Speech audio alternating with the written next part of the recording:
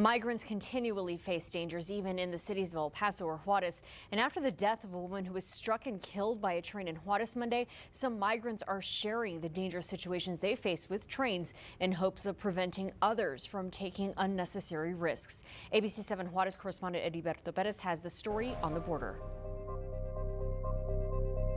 These train tracks behind me are commonly used to cross the street not only by migrants, but also other Juarez residents here in downtown. After Monday's incident, other migrants want to raise awareness of the dangers of doing that.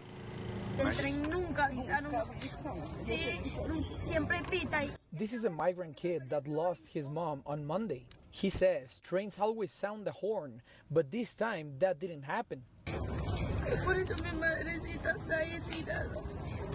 In tears, he was saying that's why his mom was there laying at the train tracks. Migrants usually arrive to the border in train, knowing the risks of doing so. This migrant mom lost her life with a train that was not moving. Ferromex, the company that owns these trains, shared in a statement in their social media saying, if you're close to a pedestrian crossing and the train tracks, be aware of the train's honk and don't try to cross if it's close. Other migrants in Juarez shared their experience using these trains. Lo personal de verdad que no se lo recomiendo a nadie.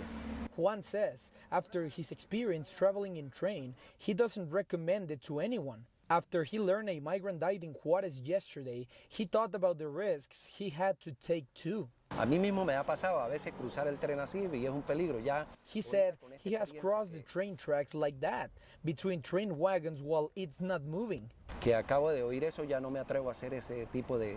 Juan added, after this migrant lost her life, he will never risk his life like that again.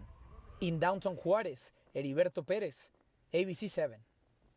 Other migrants told ABC-7 that both migrants and borderland residents frequently cross those train tracks. They say it's better to wait until it passes and lose some time rather than lose your life in an instant.